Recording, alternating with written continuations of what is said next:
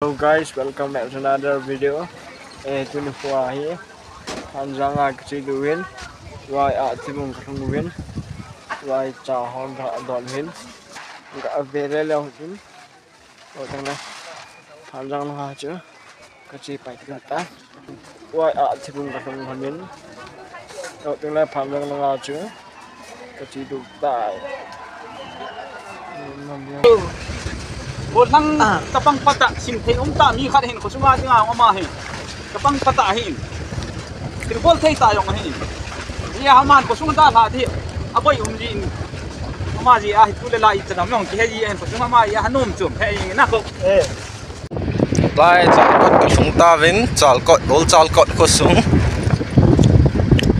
ji a kholai long wa lam len hin cho he a kho in ho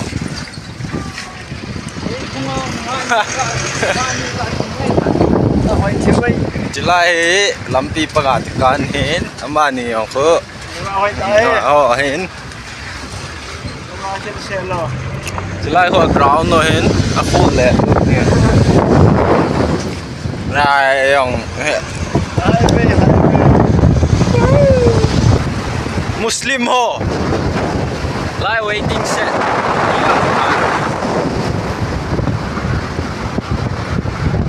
ai aku sung lao hết đấy sai giang ho sai giang sung chỉ lục pin thế BHC lại sai giang xả trái lâu lại in cha mi lo chế trong in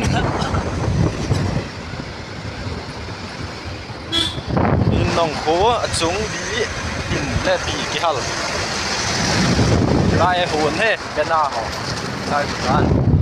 trong này cả dukan kit breaker tắm mê thế thấy bẹ phùng he thấy bẹ hả bảo hả vậy lòng ta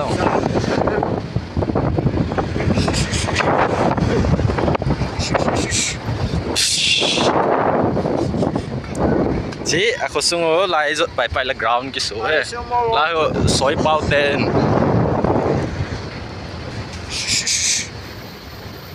Anh sungguh mau lai là cô lai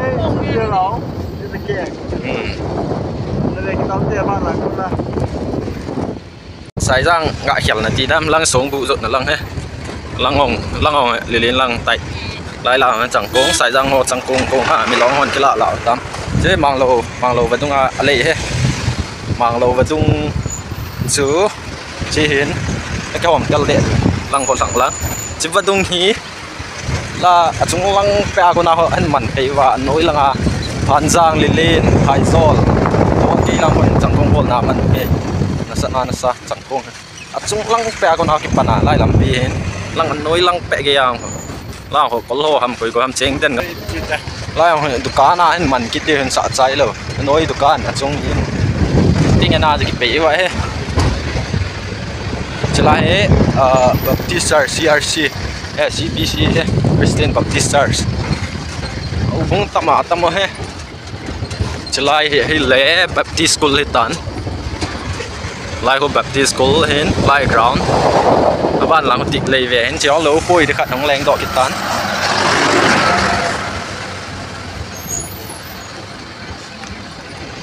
lại hết Baptist School entrance cái nó lại có Samsram gate hết tán lại học máu đấy Christmas thì còn là decoration bây giờ thì lăng phố Centerville Higher Secondary School lăng hen lăng phố lại traffic point lăng he jalu ke main town jot phein lăng he tu ne jo gari chap yengin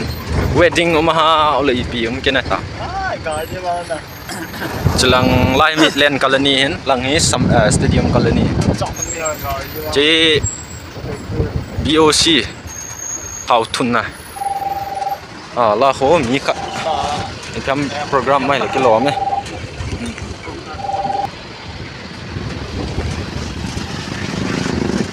có nông cho khó chết chụp nó mình đi bém khát chia hai thêm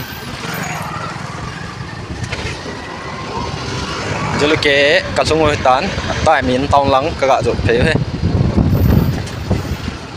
lắm pi băng tung giờ lúc kế họ nó sẽ thâu tán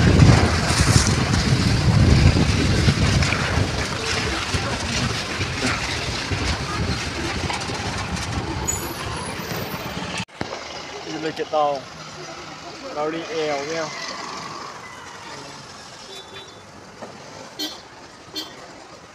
sao mong thêm được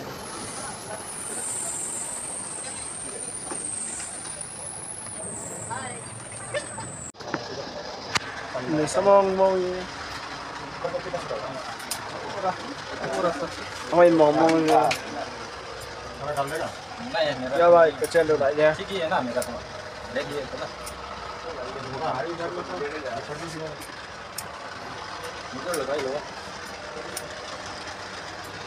mà sao mong 아주 기타 나르도 em sao mong 홈랑나니 ya ta được đến tủ